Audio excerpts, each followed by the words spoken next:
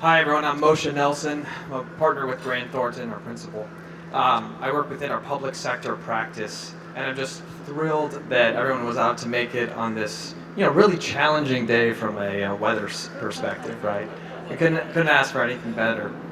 Well, I'm excited to introduce our panelists and really be a resource for small businesses looking at mentor-protege relationships and also helping large businesses understand how to enable that relationship to be successful. So we have just a fantastic panel this afternoon.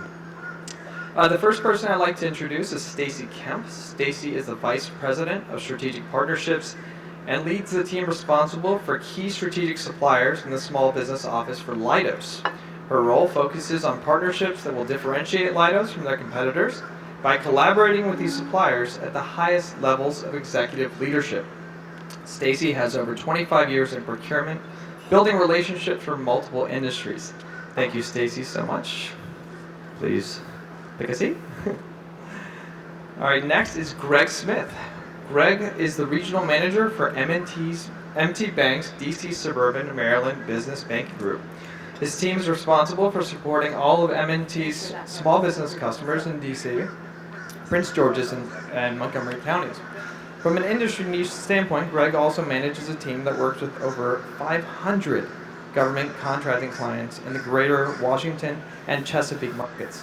Thank you very much, Greg. The next person I'd like to introduce is Sharon Pinder.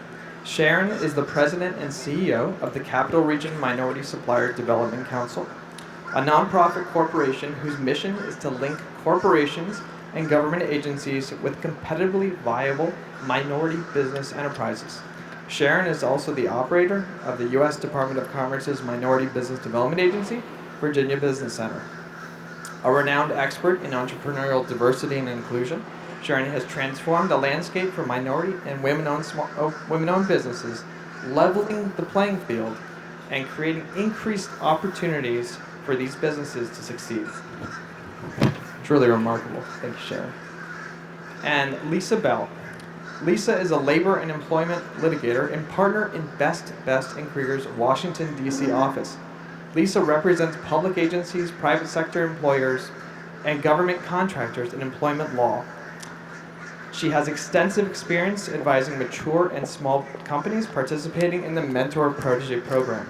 Because BB&K is a national full-service firm, Lisa's work often crosses over within other practice areas, and she works closely with partners who advise on public works, contracting, procurement matters, and more. Last but certainly not least, I'd like to introduce Olivia Bowker as CEO and founder of Amivero. Olivia built and managed an agile organization that provides system modernization, data analytics, digital transformation, and cybersecurity services to decision makers at IT organizations within the federal government. Amivero's success as a hub zone, women-owned small business is rooted in Olivia's commitment to delivering high-quality service to the country's law enforcement and homeland security agencies through a human-centered and data-driven approach. Amivero is the 2020 recipient of the CCAP's Mentor Protege Program of the Year. Thank you very much. And thank you everyone for joining today. With your experience, we're going to have a great discussion. Now I'll turn it over to my moderator and colleague, Amir Saeed. There you go. Thank you, Moshe, for that warm introduction. Hi, everybody. Welcome to the event. Hopefully you can see me. If you need to shift your chairs, that's okay. Wow, what a great venue, right? I love the fact that, let's get a round of applause, especially for all those who organized this. Najia in the back, Greg Wally for thinking of it, and others who supported. Really a great venue. So I'm going to be asking a series of questions to our great moderators up here. One thing you'll notice, and Moshe touched on this, is we were very careful and deliberate about picking picking panelists that we know will provide you with different perspectives in the industry. And I think that'll be very valuable as you think of joint ventures, mentor proteges, how to make decisions, what kind of impacts need to be made when you enter into these agreements. And DE&I, diversity, equity, inclusion, that's certainly something that's growing more and more important as we make our decisions every day. And so those are things that I think will really benefit everybody, including myself included. And questions, we'll have time at the end to make sure that you guys can ask a few questions of the moderators yourselves. So hold your questions to the end, and we'll give you time to jump in. All right? Are we ready? Everyone ready? All right. So the first question, it's about decision making. When you go about your day-to-day roles, what do you feel like are the most important decisions you're having to make on a day-to-day basis? I'm going to start on this end first and pick on you, but next time I'll start on that. All right, go ahead. Thank you. And first, it's just an honor to be invited. And typical example of Grant Thornton being very humble. They were our mentor that we won the CCAF award. We also won Homeland Security Mentor Protege of the Year award this year together with Grant Thornton. So we're, very successful partnership between us. So I guess there's different related to mentor-protege relationship. There's different times when decisions have to be made. It's beforehand, during, even afterwards. But it is a critical decision to make because, as you all know, perception is reality in this industry. And so your reputation, who you associate with, in itself, it speaks volumes. So one of the things that, we had to decide was, where is there a culture fit? And then where is there, foundationally, the culture had to be similar as in our foundation, but where can we be different enough so that we can learn from each other? And I think that was really key decision. I wrote here also the goal and strategy alignment. It's hard to do that if you don't have goals for yourself, and I sort of, perfect that we're here at the DC United Stadium. I coach my son's soccer, I just want to say, so he'd think I was super cool for being here as well. And it's important to have goals, and so we really had to make sure we were aligned on those goals, because if your priorities and your incentives and the way you incentivize your leadership and then everyone down from that leadership is different than what you're trying to objectively do, then it's sort of contrary to any effort that's being done. So that's really important too. I don't know, I have plenty more, but I don't want to talk too much too soon, so I'll start with those. Thank you. Very, very insightful. Lisa? So my thought is, can you hear me? Great. So my thought is, having clarity of purpose is very important, both for the mature company and for the younger company. To have a clear understanding what your goals are, what the strengths of your business is, and what the purpose is for entering into a joint venture. I've entered into, or our companies have entered into a joint venture both as a law firm, with a larger law firm, and then we've represented both small and larger firms in their joint ventures. And I think often there's a misunderstanding about what the protege mentorship program is about. It's not the purpose of going out getting a godfather, somebody to take care of all your problems and give you the money that you need and the technology. Similarly, for the mature, bigger companies, it's not an attempt for a land grab. It's not an attempt to go out into a jurisdiction that you may not already be in and try to get a smaller, more nimble company to sort of take advantage of that. There should be an equality. There should be an understanding. There should be a mission and stated purpose that's genuine, something you both have talked about. So when you come together with a certain amount of equality. And so it's my experience that that's a conversation you should have in the beginning. when you start thinking about who's a good partner, not just their reputation in the community, but whether you can add value to them and whether they can add value to you. So we often just refer to that as clarity of purpose. Sharon, go ahead. So I'm going to come at this a little bit differently because of what we are and what we do. And so when you ask the question about critical decisions, because my organization is our mission is to be that conduit between corporations and minority businesses in our case, then the critical decisions we make are what are the programmatic approaches that we put in place to make sure that those relationships work. Business is about relationships, turning those relationships into revenue. And so how do we ensure that our small business, our minority businesses are ready to engage in the relationship?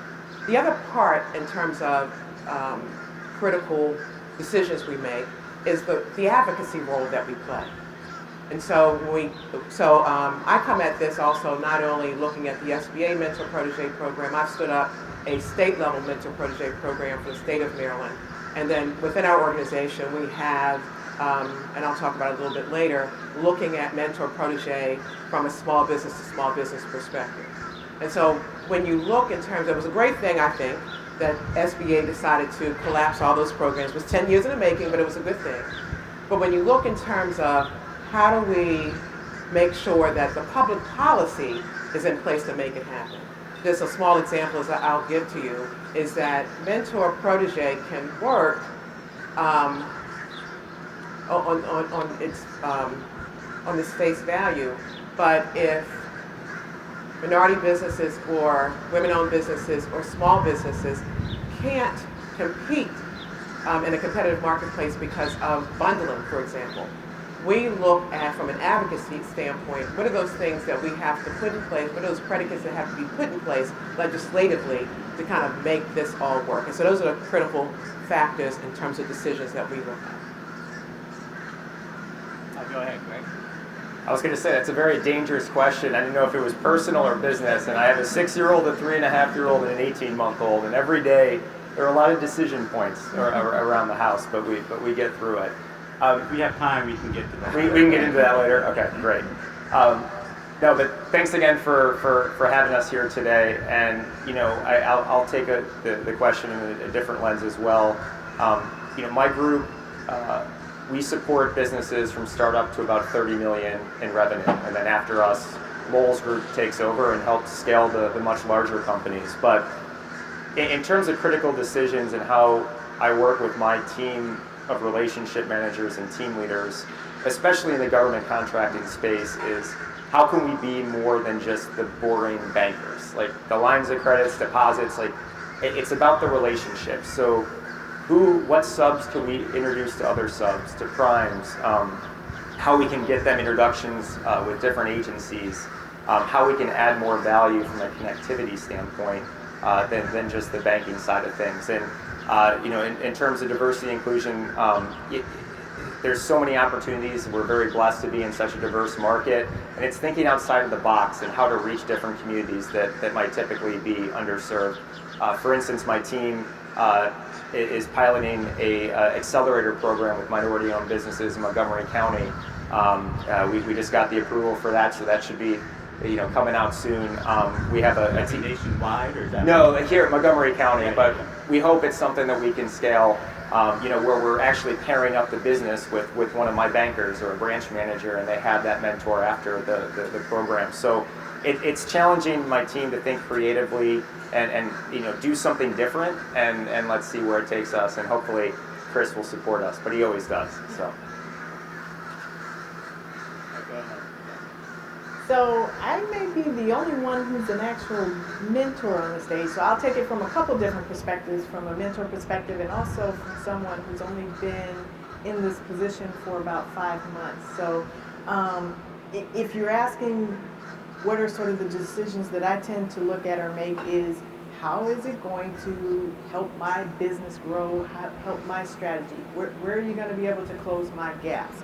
So obviously, you're not one of the larger companies if you're one of the mentor proteges or something like that, but then how can I support you to make sure that you are able to perform and have some kind of equity with the rest of the suppliers that we're potentially quoting you against or whatever the case may be. So I actually appreciate the different perspectives here, because a lot of what you said is very true of how do we just, how do we develop those suppliers? What am I going to do to help those suppliers come in to my program, look at them more strategically and not just as a second-hand thought of this is what the government is forcing us to do, but really focusing on which suppliers can we bring in strategically to build across our enterprise.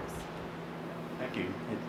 And this next question, and just for awareness, because I didn't mention it earlier, in my role at Grant Thornton, which I take very seriously, is I'm charged with defining our strategy for men and proteges and joint ventures and how we execute them, and then measuring whether they're successful or not, right? And then making decisions, obviously, regarding entering new mentor protege arrangements and so on. So this next question is something that we've been deliberating quite a bit internally, and I'm happy to bring this up with the panel as well, is how has the SBA program, the MPP-JV program, enabled you to think about and further your DE&I initiatives?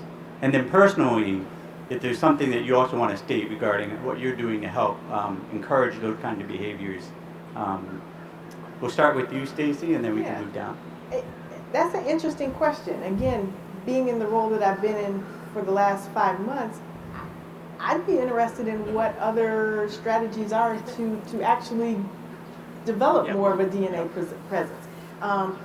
The difference in my history is I came out of automotive. We were very focused on minority businesses as opposed to just small